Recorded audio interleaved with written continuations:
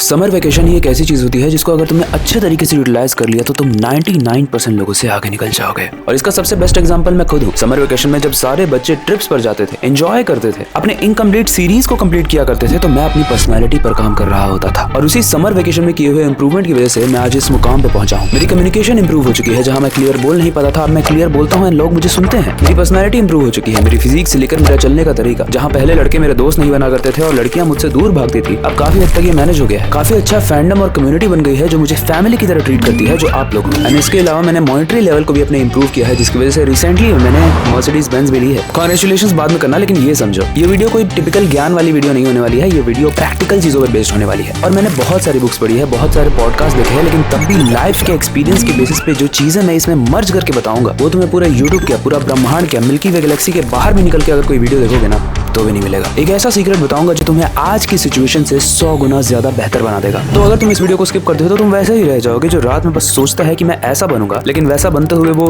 दूसरे लोगों को देखता है। लेकिन इस वीडियो के एंड तक अगर तुम इस वीडियो को देखते हो तो तुम्हें चढ़ जाएगा बुखार, एक इतना तगड़ा बुखार जो तुम्हारी लेजीनेस को जला कर रख देगा और तुम्हें बना देगा अनस्टॉपेबल। इसलिए अब एक नोटबुक और एक पेन लेकर रेडी हो जाओ, क्योंकि मौसम बिगड़ने वाला है। लेकिन इस बिगड़ते हुए मौसम के बावजूद भी अगर तुम चीजों को सीखना चाहते हो और वीडियो को एंड तक देखना चाहते हो तो without wasting any time let's start this masterpiece.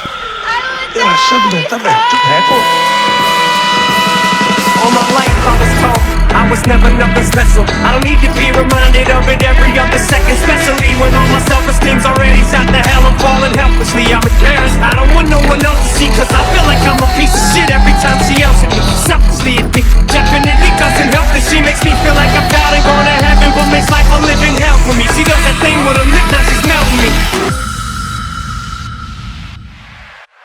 देखो, वीडियो को स्टार्ट करने से पहले झटाक से 3 चीजें बताता हूँ। पहली चीज है, नोटबुक या फिर जर्नल भी अच्छी होना चाहिए। अगर तुम्हारे पास ये नहीं है तो ये मेरी जर्नल है, मैंने खुद ही लॉन्च किया है, तो जाके मेरी द कमबैक जर्नल को चेकआउट जरूर करना। दूसरी चीज एक प्रॉमिस है कि इस वीडियो को स्टार्ट करने के बाद जो एटम होता है ना, उतना छोटे लेवल पे भी तुम्हारा टाइम वेस्ट नहीं होने दूंगा। ये मेरी रिस्पॉन्सिबिलिटी है, लेकिन तुम्हारी रिस्पॉन्सिबिलिटी है कि इतनी मेहनत वाली वीडियो को प्लीज लाइक कर दो, बहुत मेहनत लगती है भाई। और तीसरी चीज, तुम्हारी बुद्धि में हर चीज अच्छे से समझ में आए, इसीलिए इस वीडियो को मैं 5 चैप्टर्स में डिवाइड करूंगा। सारेगामा कारवां।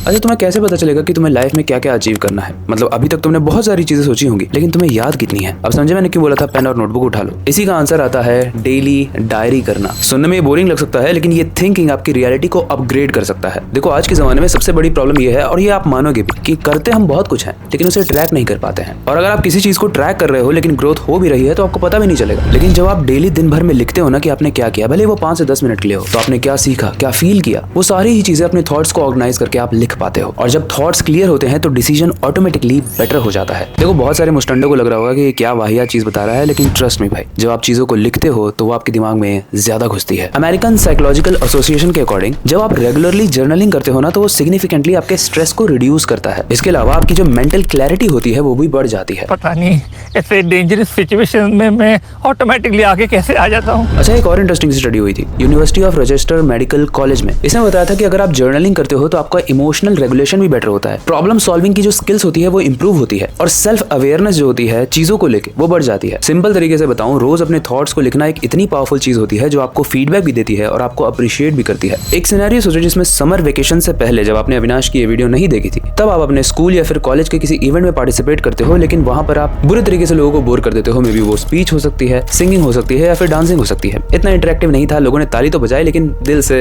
दुआएं नहीं निकली आपके लिए। लेकिन वहीं पर दूसरा सिनेरियो, समर वेकेशन में जब तुमने इस अविनाश की वीडियो देखी, उसके बाद समर वेकेशन जब एंड हुआ और इन सारे ही पॉइंट्स को जब तुमने अप्लाई किया और उसके बाद जब तुमने पार्टिसिपेट किया, तो तुमने लोगों को बोर नहीं किया। लोग गला फाड़ फाड़ के चिल्ला रहे थे तुम्हारा नाम, की क्या स्पीच दी है, क्या गाना गाया है, क्या डांस किया है। और जानते हो ये A to B ट्रांसफॉर्मेशन कैसे हुआ? ये तभी होगा जब समर वेकेशन से पहले तुमने जर्नलिंग की और तुमने लिखा कि तुम्हारे वीक पॉइंट क्या क्या है। उसके बाद समर वेकेशन में तुमने काम किया। जैसे फॉर एग्जांपल, तुम्हें बोलना नहीं आता था, कहाँ पे पॉज लेना है, वॉइस में मॉड्यूलेशन कैसे करनी है। मॉड्यूलेशन का मतलब एक सिंपल तरीके से समझाता हूँ, एक लाइन बोलता हूँ, उसी में मॉड्यूलेट करके बताऊंगा। मेरा नाम अविनाश है, मेरे पास मर्सिडीज है, ये विदाउट मॉड्यूलेशन है। मेरा नाम अविनाश है और मेरे पास मर्सिडीज है, ये है वॉइस मॉड्यूलेशन के साथ। जब आप वॉइस में मॉड्यूलेशन करते हो, सही पॉजेस लेते हो, तो आप ऑडियंस को सही चीजें रजिस्टर करवा पाते हो, अपनी ही चीजों को और एंजॉयबल बना पाते हो। एंड ये चीज एक स्किल है, आप मानो या ना मानो, लेकिन ये वीकनेस है, ये आपको लिखना पड़ेगा जर्नल में। और अगर बहुत अच्छी जर्नल चाहिए तो लेडीज एंड जेंटलमैन, मेरी द कमबैक जर्नल को आप चेकआउट कर सकते हो, link pin comment and description में है। अरे प्रमोशन को हटाओ यार, कोई तो जर्नलिंग करो, मेरा मत लो,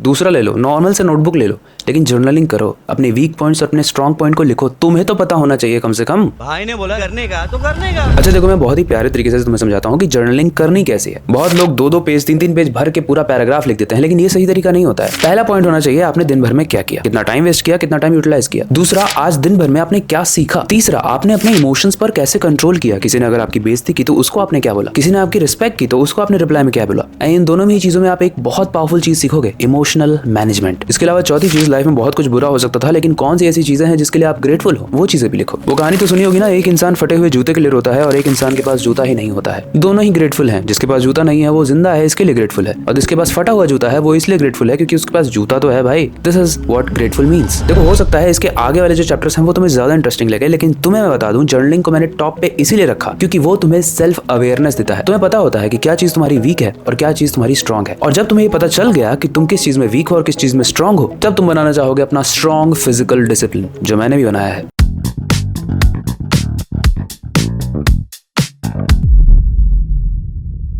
देखो, कहने में तो ये बहुत आसान लगता है, डोंट जज a book by its cover, लेकिन लोग जज करते हैं। ट्रस्ट मी, आप कैसा दिखते हो, कैसे चलते हो, आपकी कैसी पर्सनालिटी है, वो ओवरऑल हो सकता है आपको लगने लगे कि उतना फर्क नहीं पड़ता है, मैं तो पतला ही अच्छा हूँ, मैं तो मोटा ही अच्छा हूँ, लेकिन मेरे प्यारे दोस्त, आप जैसे हो वैसे तभी अच्छे लगोगे जब आप फिट होगे। समर वेकेशन में एक इंपॉर्टेंट चीज जो आप कभी भी स्किप नहीं करना चाहोगे, या फिर आई वुड रिकमेंड कि मत स्किप करना, बल्कि शुरुआत कर देना अगर नहीं करते हो तो, दैट इज फिजिकल एक्टिविटी। गर्मियां है तो स्विमिंग कर सकते हो, रनिंग कर सकते हो शाम को। बेसिकली कोई भी तुम्हें एक ऐसी एक्टिविटी चूज करनी है जिसे तुम रेगुलरली कंसिस्टेंसी के साथ फॉलो कर पाओ। वैसे यहाँ पर मैं तुम्हें पर्सनल सजेशन दूंगा, अगर तुम्हारी सोसाइटी में या फिर तुम्हारे घर के आसपास कहीं पर स्विमिंग क्लासेस है तो प्लीज स्विमिंग क्लासेस ज्वाइन करो, क्योंकि यही वो वक्त है जहाँ पर तुम स्विमिंग में एक्सेल कर सकते हो एंड एक्चुअली उसे एंजॉय कर सकते हो। ठंडियों में स्विमिंग क्या ही करोगे, एंड जिन लोगों के घर के पास स्विमिंग क्लासेस ही नहीं है, नदी में डूबो। देखो, मैं तुम्हें एक चीज बताता हूँ, आज की डेट में प्रॉब्लम ये है ना कि लोग ये जो फिटनेस है ना, इसको ऑप्शनल समझते हैं, पर रियलिटी ये है कि आपके माइंड का बेस जो होता है ना, वो आपकी बॉडी ही होती है। आप सही रहोगे तभी तो वो सही से सोच पाएगा। एंड मैं तुम्हें एक चीज बताता हूँ यार, जब तुम मोटे लगते हो भद्दे लगते हो, जब तुम पतले लगते हो सुकड़े लगते हो। इसके अलावा पता है क्या चेंजेस आते हैं, तुम्हारे हार्मोन्स पूरे उथल पुथल होते हैं, तुम्हारा फोकस डिस्ट्रीब्यूटेड होता है, किसी भी चीज पे फोकस नहीं कर पाओगे। और इसके अलावा तुम कितने भी स्ट्रांग बन जाओ, लेकिन तुम्हें तो पता है ना तुम शीशे में कैसे दिखते हो। लोग तुम्हें बोले या फिर ना बोले, अगर बोले तो तुम उसे इग्नोर कर सकते हो, और अगर ना भी बोले तो तुम्हें तो फील होता होगा तुम अच्छे शेप में नहीं हो, लेकिन आ सकते हो, तो क्यों नहीं आ रहे हो? Why it is so tough bro. देखो, अगर तुम्हारी बॉडी एक्टिव है, ट्रस्ट मी, ये जब से मैंने जिम स्टार्ट किया है, जब से मैंने अपनी फिटनेस पर ध्यान देना ज्यादा स्टार्ट किया है, मेरा फोकस इंप्रूव हो चुका है, मेरी एनर्जी अलग लेवल पे जा चुकी है, और सबसे बेस्ट इन सब चीजों में बॉन्डेड है मेरा डिसिप्लिन। और ये मैं ऐसे ही नहीं कह रहा हूँ, वर्ल्ड हेल्थ ऑर्गेनाइजेशन के अकॉर्डिंग जो लोग रेगुलर फिजिकल एक्टिविटी करते हैं ना, उनमें एंजाइटी के सिम्टम्स 20 से 30% डिक्रीज हो जाते हैं। मतलब ये कितनी फैसिनेटिंग बात है ना कि ये जो एक्सरसाइज होती है, ये सिर्फ तुम्हें फिजिकली ही नहीं बल्कि मेंटली भी स्ट्रांग बनाती है। बेसिकली जब तुम मूव करते हो तुम्हारा ब्रेन बेटर परफॉर्म करता है। कितना मुश्किल है ये समझना, बताओ। इसीलिए आज से जिम जाओ या फिर कोई एक्टिविटी स्टार्ट करो। ट्रस्ट मी यार, समर वेकेशन ऐसे ही निकल जाएगा, एंड अगर तुम फालतू की एक्टिविटीज में बस एंजॉय ही करते रह गए, सीरीज को बस एंड ही करते रह गए, तो कुछ नहीं होने वाला। लगा मत कर लाला। अच्छा, जो लोग जिम को अफोर्ड नहीं कर सकते या जिनके घर के आसपास जिम नहीं है, उनके लिए मैंने एक होम वर्कआउट प्लान यहाँ पर चिपकाया हुआ है, उसे चाहो तो स्क्रीनशॉट ले सकते हो। देखो, मुझे नहीं पता तुम कितना इस वाले पार्ट से कन्विंस हुए हो, लेकिन मैं तुम्हें एक चीज बताना चाहता हूँ। जब से मैंने अपनी फिजिक को इंप्रूव करने में काम किया है, मैं बहुत स्ट्रेट तरीके से चलता हूँ। मेरा शोल्डर और बैक ब्रॉड हो चुका है, जिसकी वजह से मेरी पर्सनैलिटी में एक A to B शिफ्ट आया है। पहले मैं गोल मटोल लड्डू की तरह दिखता था, अब मैं एकदम पिरामिड की तरह दिखता हूँ। मैं मजाक से हटके बोल रहा हूँ, एक बार मेरे घर में चाकू नहीं था, तो क्योंकि मेरा फैट परसेंटेज काफी कम हो चुका है, तो मैंने अपनी ये जो जॉ लाइन है ना, इसी से अपने फ्रूट को काट लिया था और खा लिया था। देखो, एक चीज याद रखो, आपका समर वेकेशन ही डिसाइड करेगा कि आपका फ्यूचर क्या होने वाला है। और फ्यूचर की बात आ रही है तो आजकल के जो कॉलेजेस हैं वहाँ पर सिर्फ डिग्री नहीं बल्कि करियर भी बिल्ड होना चाहिए, राइट। और ये तो हम सब जानते हैं तभी हो पाएगा जब उस कॉलेज का प्लेसमेंट और एक्सपोजर बहुत बढ़िया हो। और ऐसे एक पावरफुल इंस्टीट्यूशन है GLA, जिनका प्लेसमेंट इकोसिस्टम मुझे काफी स्ट्रॉन्ग लगा। इस यूनिवर्सिटी को NAC A+ एक्रेडिटेशन भी मिला हुआ है और इसका ऑल इंडिया रैंक 44 है। साथ ही यूपी में A+ रेटेड प्राइवेट यूनिवर्सिटीज में ये नंबर 1 पे है। और अगर इनके रिसेंट स्टैट्स को देखोगे तो उस हिसाब से इनका 86% कैंपस प्लेसमेंट अचीव हुआ है। और सबसे अमेजिंग बात, यहाँ का ओवरऑल पैकेज 6.3 LPA के अराउंड है। और सिर्फ नंबर्स ही नहीं, अगर हम क्वालिटी की बात करें तो पिछले बैच में 3000 से ज्यादा प्लेसमेंट ऑफर्स जनरेट हुए हैं और यहाँ के स्टूडेंट्स Amazon, माइक्रोसॉफ्ट जैसे टॉप कंपनीज तक रीच कर रहे हैं। मेरा तो दिमाग फट गया ये सुनने के बाद। रिसेंटली में इनका जो CSE डिपार्टमेंट है उसमें 60 LPA का पैकेज माइक्रोसॉफ्ट में भी गया है और ये चीज क्लियरली दिखाती है कि अपॉर्चुनिटीज किस लेवल की है। पर आई नो सिर्फ प्लेसमेंट नंबर इनफ नहीं होते हैं, लर्निंग एनवायरनमेंट भी मैटर करता है, राइट। इसलिए नोएडा की इनकी जो इंटीग्रेटेड यूनिवर्सिटी कैंपस है वो स्टूडेंट्स को रियल वर्ल्ड एक्सपोजर देता है, जहाँ वो इंडस्ट्री प्रैक्टिशनर्स के साथ डायरेक्टली लर्न करते हैं। और यहाँ पर क्योंकि जो बैच का साइज होता है वो काफी छोटा होता है, तो यहाँ के स्टूडेंट्स को ज्यादा फोकस्ड लर्निंग मिलती है एंड इंडस्ट्री स्पॉन्सर्ड हैकाथॉन से प्रैक्टिकल प्रॉब्लम सॉल्विंग भी डेवलप होती है। इनका करिकुलम भी स्टैटिक नहीं है बाकी करिकुलम की तरह, जैसे जैसे इंडस्ट्री अपडेट होती है ना, इनका करिकुलम भी अपडेट होता रहता है। इनके कोर्सेज भी काफी फ्यूचर फोकस्ड हैं, जैसे BTech CSE, CSE with AI and ML, BCA in data science, MBA and BBA in management science. साथ ही जीएलए ऑनलाइन के through business analytics, MCA and BCom जैसे प्रोग्राम भी अवेलेबल हैं। अब बैचेस इनके छोटे होते हैं तो कहीं अप्लाई करने में देर ना हो जाए। इस कॉलेज को ज्वाइन करना चाहते हो तो link pin comment and description में।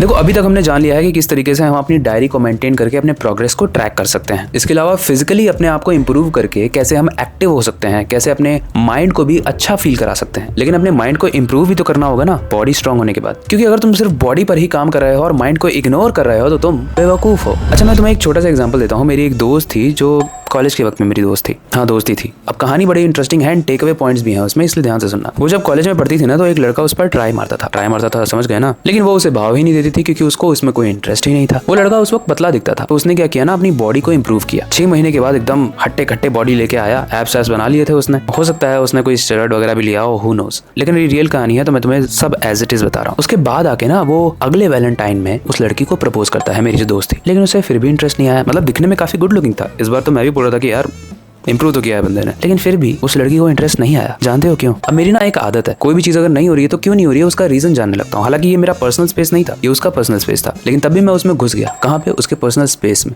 नहीं वहाँ नहीं जहाँ तुम सोच रहे हो, आई मीन कम्युनिकेशन करते वक्त। मैंने उससे पूछा कि कौन सी चीज है जिसकी वजह से तुझे वो लड़का अट्रैक्टिव नहीं लग रहा है। उसने बोला यार अविनाश मुझे ना बॉडी वाले लड़के पसंद नहीं है। मैंने बोला तुझे कैसे लड़के पसंद है? यार बॉडी पे तो सब मरते हैं, आई मीन बॉडी पे तो लड़के भी लड़कों को अप्रिशिएट करने लगते हैं कि वाह यार क्या बॉडी बनाई है। लेकिन उसने बोला कि मुझे स्मार्ट लोग पसंद है। तब मुझे साइकोलॉजी के एक टर्म के बारे में पता चला जिसको कहते हैं सेपियो सेक्सुअल। एंड ट्रस्ट में कुछ लोग ऐसे होते हैं जिनको बॉडी मैटर नहीं करती, आपका माइंड अगर शार्प है तो मैटर करता है। यानी ऐसे लोग जो डिसीजन मेकिंग को अच्छे से जानते हैं, हर सिचुएशन में कैसे अपने आप को काम रखना है और किस सिचुएशन में ज्यादा बोलना है वो जानते हैं। बेसिकली अपने आप को कैरी करना जानते हैं और सिचुएशन में अडेप्ट होना जानते हैं, सिचुएशन को कंट्रोल करना जानते हैं, अपने आप को कंट्रोल करना चाहते हैं, ना कि जो हो रहा है बस उसी में अपने आप को बहने देना जानते हो। और वैसे अगर आपकी पर्सनालिटी है तो आप किसी को अट्रैक्ट करोगे जो होगा सेपियो सेक्सुअल।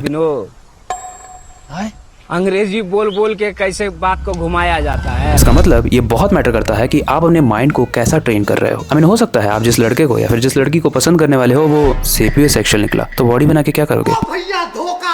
बॉडी तुम अपने लिए बना रहे हो, दिमाग सेपियो सेक्सुअल के लिए इंप्रूव कर रहे हो। जोक्स अपार्ट, दिमाग तो तुम खुद के लिए भी इंप्रूव कर रहे हो। कहानी का टेक अवे पॉइंट यही था कि हर चीज को बैलेंस करना है भाई, दिमाग को इग्नोर मत करो। और इसका सिंपल तरीका है इंटेंशनल रीडिंग। देखो जरूरी नहीं है कि पूरे दिन पढ़ाई करो, लेकिन एक चीज क्लियर होनी चाहिए, हर दिन तुम्हें कुछ नया सीखना है, पढ़ के, देख के नहीं। वो सेल्फ ग्रोथ बुक हो सकती है, एनसाइक्लोपीडिया हो सकता है, या फिर वो तुम्हारी सिलेबस की बुक भी हो सकती है। कम ऑन यार, कुछ तो सीखोगे ही ना उससे। क्या मतलब अपने सिलेबस से आज तक कुछ नहीं सीखा? देखो भाई समर वेकेशन से पहले तक तुम स्क्रॉलिंग कर रहे थे, प्रोक्रेस्टिनेशन कर रहे थे और टाइम को वेस्ट कर रहे थे, लेकिन समर वेकेशन में स्पेशली इस वीडियो को देखने के बाद मुझे तुमसे ये उम्मीद है कि तुम इस टेम्परेरी डोपामिन के पीछे नहीं भागोगे। 1 मिनट पानी पी लेता हूँ। और तुम लॉन्ग टर्म चीजों पे फोकस करोगे। नेशनल एंडोमेंट ऑफ आर्ट्स इस रिसर्च के अकॉर्डिंग जो लोग रीडिंग करते हैं ना उनका कॉन्सेंट्रेशन और एनालिटिकल थिंकिंग काफी इंप्रूव होता है, जिससे ये पता चलता है कि रीडिंग सिर्फ आपको नॉलेज नहीं देती, आई मीन नॉलेज तो देती ही है, उसके अलावा आपके दिमाग को काम भी करती है। काम ऐसे। सबसे इंपॉर्टेंट बात बताया क्या? जब आप रीडिंग करते हो ना तो आपकी थिंकिंग एक्सपैंड होती है। जिस तरीके से अभी तक आप सोच नहीं पा रहे थे, अब आप उस तरीके से भी सोचने लगते हो। अभी तक आप पैरों के जरिए चल रहे थे, अब आप सर के जरिए चलने लगते हो और पैर आपके ऊपर लहरा रहे होते हैं। Oh my God. रीडिंग करने के बाद आई मीन इस डायमेंशन तक पहुंच जाते हो आप। अब रीडिंग क्या करना है? 3 ऑप्शन बताता हूँ। एक सेल्फ ग्रोथ या फिर बायोग्राफी वाली बुक चूज करो। सेकंड आपकी एकेडमिक्स वाली बुक भी हो सकती है, समर वेकेशन में कोई भी जो भी तुम्हारी फेवरेट बुक है उसको पकड़ लो। तीसरा स्किल बेस्ड बुक हो सकती है, ट्रेडिंग की बुक हो सकती है, एडिटिंग की बुक। एडिटिंग की कोई बुक है क्या? नहीं है ना। कोडिंग की बुक हो सकती है, फाइनेंस की बुक हो सकती है। वैसे एडिटिंग की बुक से याद आया, बिजनेस अपॉर्चुनिटी है, एडिटिंग की एक बुक निकाल सकते हैं। लेकिन एक मिस्टेक मत करना, सब कुछ एक साथ स्टार्ट मत करना। आई मीन अगर तुम अपनी लाइफ में सब कुछ करना भी चाहते हो तो तुमने इससे पहले वाली अगर वीडियो देखी होगी ना तभी करना, क्योंकि उसमें मैंने बताया था how to do everything in your life. देखो रोज अगर तुम 20 से 30 मिनट भी पढ़ते हो ना, that is more than enough. धीरे धीरे तुम्हारी ये हैबिट बन जाएगी, एंड कब ये हैबिट तुम्हारी लाइफ को ही चेंज कर देगी तुम्हें पता भी नहीं चलेगा। गेम क्वांटिटी का नहीं है, क्वालिटी का है बॉस। देखो हर चैप्टर के एंड में तुम्हें रियलाइज होता जाएगा कि इस समय मैं तुम्हें कन्विंस कर रहा हूँ टाइम पास कर लेके नहीं, बल्कि अपग्रेड करने के लिए।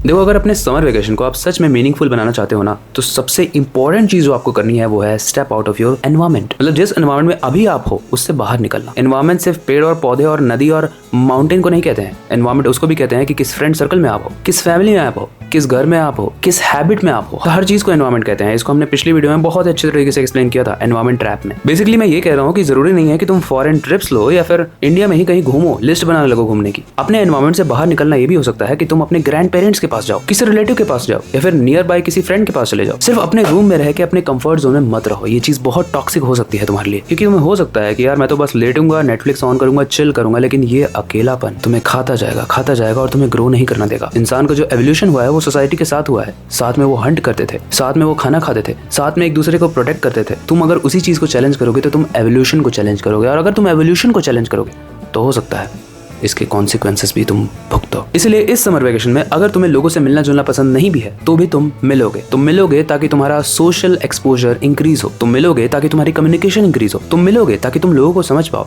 एंड लोग तुम्हें समझ पाए, तुम्हें फीडबैक दे पाए। एक चीज समझो, एनवायरमेंट चेंज करना इसलिए भी जरूरी है क्योंकि जब तुम सेम जगह पे रहते हो, सेम लोगों के साथ रहते हो, तो तुम्हारा रूटीन भी सेम रहता है और तुम्हारी थिंकिंग भी सेम ही रहती है। इन अदर सेंस लिमिटेड रहती है। लेकिन जब तुम एनवायरमेंट को चेंज करते हो तो चीजों को लेके तुम्हारा पर्सपेक्टिव चेंज होता है, ब्रॉड होता है, एक्सपैंड होता है। इस चीज को समझो, इंसान कितना भी अपनी बॉडी पर या फिर अपने माइंड पर काम कर ले, लेकिन दुनिया के लिए रेडी उसको एक्सपीरियंस ही बनाता है। और ये एक्सपीरियंस घर के अंदर नहीं, घर की चौखट के बाहर मिलता है। अब समझ में आया हर चैप्टर रिलेटेबल क्यों बोला था। कोलंबिया बिजनेस स्कूल में एक स्टडी हुई, उसमें ये देखा गया कि जो लोग ट्रैवल करते रहते हैं या फिर न्यू एनवायरमेंट को एक्सपीरियंस करते रहते हैं, उनकी जो प्रॉब्लम सॉल्विंग एबिलिटी है ना, वो सिग्निफिकेंटली बढ़ गई। सिंपल लैंग्वेज में बताऊं, जब भी आप ट्रैवल करते हो ना, चाहे आप माउंटेन्स में जाओ, बीचेस में जाओ, अपने नाना नानी के घर जाओ, अपने दादा दादी के घर जाओ, तो आपका दिमाग ना नए पैटर्न्स को ऑब्जर्व करता है और उसे डिकोड करने की कोशिश करता है। और इसे डिकोड करने की जो प्रोसेस में नई नई चीजें ब्रेन तुम्हारा सीखता है, वो तुम्हारी लाइफ के एक्सपीरियंस में ऐड होता है। नाना ऐसा क्यों बिहेव कर रहे हैं, वो लोग झगड़ा क्यों कर रहे हैं, ये लोग अपनी लाइफ में क्यों फोड़ रहे हैं, ये सब कुछ तुम्हें सेम घर में नहीं मिलेगा।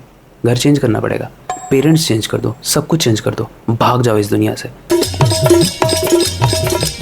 मजाक कर रहा हूँ। तो मैंने ग्रैंड पेरेंट्स की इसलिए भी बात की क्योंकि अनफॉर्चुनेटली मेरे नाना नानी या फिर दादा दादी है नहीं, लेकिन जब हुआ करते थे तो मैं नानी के घर जाया करता था और नानी हमें इतनी अच्छी अच्छी स्टोरीज सुनाती थी ना, जिसके मॉरल वैल्यूज निकलते थे। ऐसे मॉरल और प्रैक्टिकल वैल्यूज जिसको हम अपनी लाइफ में एक्चुअली में इंप्लीमेंट कर सकते हैं। और वो सिर्फ स्टोरी से नहीं सुनाते हैं, तुम्हें अपनी लाइफ का विजडम भी देते हैं। और वो एक्सपीरियंस, वो 50 साल का, 70 साल का, 80 साल का एक्सपीरियंस तुम्हें कोई बुक, कोई पॉडकास्ट, कोई वीडियो नहीं दे सकता बाबू। इसलिए समझो, उनका एक्सपीरियंस, उनका स्ट्रगल, उनका पर्सपेक्टिव तुम्हें ग्राउंडेड बनाता है। और ये चीज अगर तुम समर वेकेशन में करके जाते हो स्कूल या कॉलेजेस में, तो तुम्हारा एक्सपीरियंस ऑब्वियसली तुम्हारे आसपास के लोगों से ज्यादा हो चुका होगा ब्रो। Come on. अब आते हैं उस चीज पे जो सबसे इंपॉर्टेंट है और तुम्हारे फ्यूचर को सेव करेगी।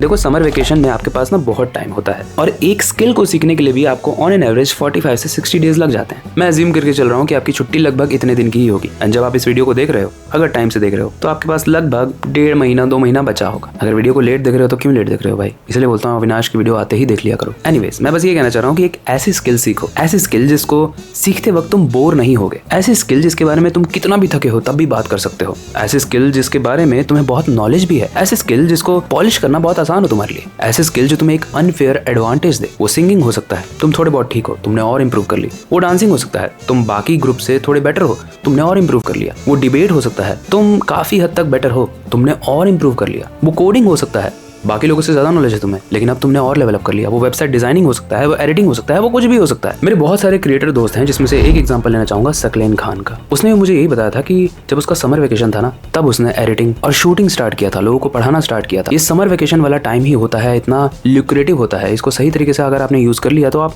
निकल जाओगे भाई, बहुत आगे निकल जाओगे। बेसिकली इस 1-2 महीने में आपको कोई डिस्टर्ब नहीं करने वाला है, ना स्कूल, ना कॉलेज, ना जॉब, कुछ नहीं। ये पूरा समय सिर्फ आपका होता है। अब ये आपके ऊपर है कि आप इसे इन्वेस्ट कर रहे हो या फिर वेस्ट कर रहे हो। कुछ स्किल्स जो आपको फ्यूचर प्रूफ बना सकती है, उनके एग्जांपल देता हूँ। अगर उस पर काम कर लोगे तो आपका फ्यूचर सिक्योर हो सकता है। पहला है कम्युनिकेशन, लोगों से बात करना सीखो, सही तरीके से पॉज लेना, मॉड्यूलेट करना वॉइस को, ये सब कुछ। दूसरा है वीडियो एडिटिंग। एक अच्छा वीडियो एडिटर तो मुझे नहीं मिल रहा है। अगर आप में से कोई है अच्छा वीडियो एडिटर जिसको 3D एनिमेशंस वगैरह आता है, एडोबी आफ्टर इफेक्ट्स आता है, और आप मोबाइल नहीं बल्कि पीसी में एडिट करते हो, तो you can mail to this ID. Video editing की बात कर रहा हूं तो मैं तुम्हें एक और चीज समझाना चाहता हूँ। वीडियो एडिटिंग सिर्फ ये नहीं होता है कि तुमने कट्स लगा दिए या फिर गच करके साउंड लगा दिया या फिर वीडियोस लगा दिया सामने ऊपर या फोटोज लगा दी। वीडियो एडिटिंग का मतलब होता है जिस तरीके से क्रिएटर बता रहा है वो चीज तुम्हें एग्जैक्टली ऑडियंस के माइंड में फिट करना, बहुत ही इंटरेस्टिंग तरीके से, जैसे हमारी वीडियोस करती हैं, क्योंकि हमारे एडिटर दी बेस्ट हैं। अबे तू मेरी तरफ है किसकी तरफ है? आप ही की तरह खाक मेरी तरह।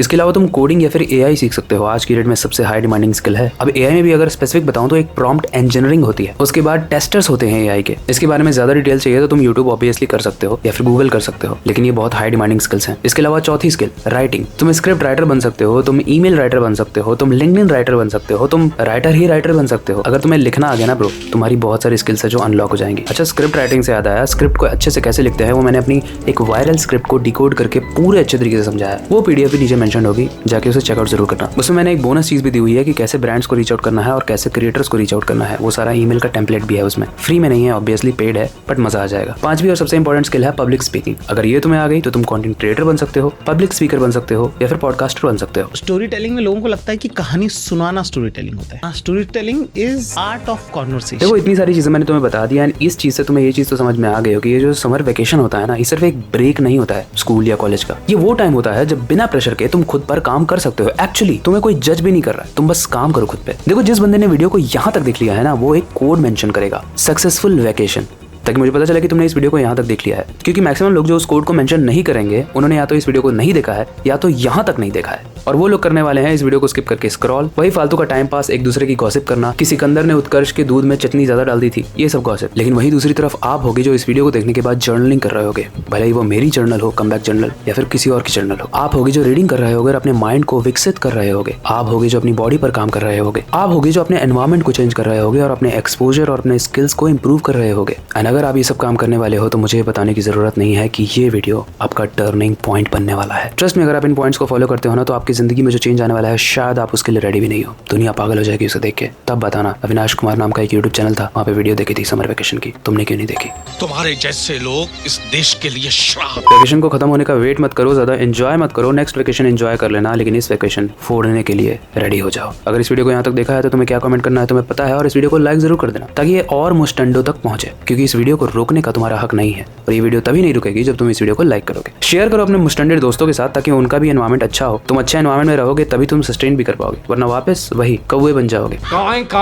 मैंने सुना है कि कीचड़ में ही कमल खिलता है, लेकिन क्या तुम सच में कीचड़ वाले कमल कहलाना चाह रहे हो? बाकी दोस्तों को कीचड़ मत रहने दो, उनको भी कमल बनाओ। आई होप ये वीडियो आपको अच्छी लगी होगी, इंटरेस्टिंग लगी होगी, बहुत कुछ सीखने को मिला होगा। अगर मिला है तो मुझे बताओ क्या सीखने को मिला। ना कि नेक्स्ट वीडियो तो इतनी इंटरेस्टिंग होने वाली है ना, मजा आने वाला है। उसके लिए होप आप रेडी हो। अगर रेडी हो तो नेक्स्ट वीडियो को मिस मत करना। बाकी फिलहाल के लिए हमेशा की तरह वक्त आ चुका है इस वीडियो को एंड करने का, नई सुपर इंटरेस्टिंग वीडियो पर काम शुरू करने का। लेकिन जाने से पहले मैं हमेशा की तरह बस एक ही चीज करना चाहता हूँ, लेकिन उससे पहले मेरे म्यूजिक के चैनल कौन चेकआउट करेगा? आपका दोस्त अविवर्स नाम से। जाके चेकआउट करो, मेरे गानों को सुनो। देखो यार, हर तरीके से कैसे डेवलप करता है इंसान खुद को। गंदा लगेगा तो बोल देना गाना गंदा है, लेकिन जाके तो देखो। ओके, फिर से स्टार्ट करते हैं।